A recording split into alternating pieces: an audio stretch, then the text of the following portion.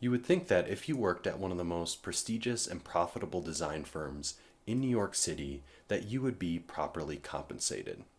However, this is not the case, and it probably doesn't come as much of a surprise, unfortunately, to most architects and designers. Now, this news came out a couple months ago about shop architects wanting to unionize. Now, this video is not about whether architecture firms should unionize or not. I'm going to make another video for that. But it's actually to think about and ask the question, what is the role of the AIA when it comes to compensation and salaries? Now, the AIA is not a union, it's a professional association. Yet, the AIA does advocate for the profession. It has a sort of policy advocacy program, and it supports emerging professionals as sort of their core mission and program. And they even release compensation reports, and they have a salary calculator. If you think about it, the AIA compensation calculator is a little bit of a self-fulfilling prophecy.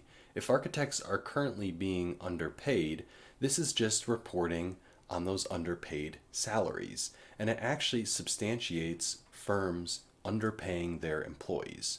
Now, I get it, in some circumstances, the calculator can be a powerful and beneficial tool for some individuals to increase their pay.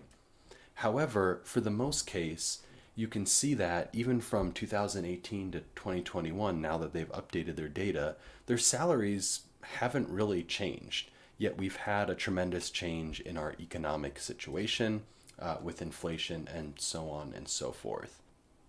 So my question is, why does the AIA have a salary calculator? Why don't they just set salaries based on a specific set of experiences? And that could include number of years, but also what they would be expected to do in those various roles. Now, I don't want to get into all the details on how they could start to divvy up these various tiers. They've kind of done this preliminarily with the 0 to 3 years experience, whether you're licensed or not licensed.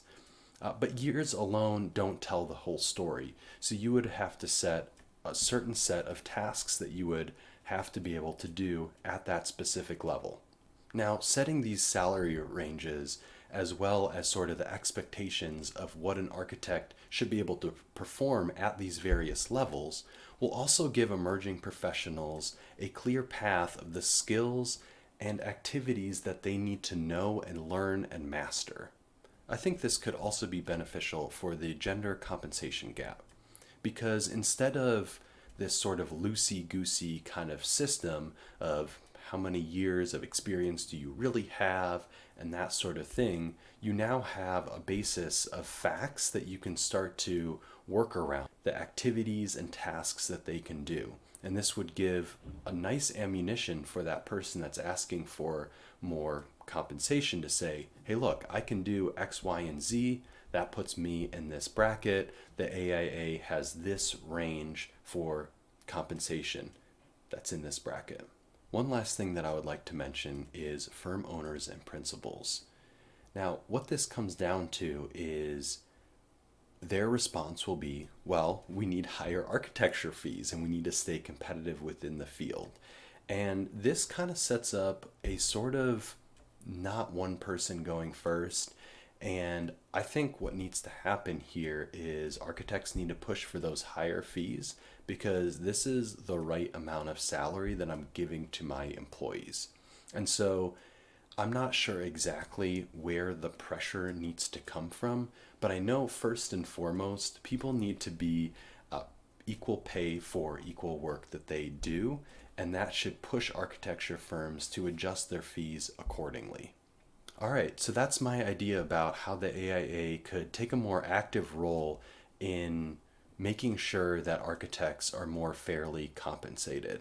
Now, let me know what you think. What do you think the AIA could do to help support emerging professionals as well as current architects in being compensated more fairly that reflects the current economic situation that we're currently in?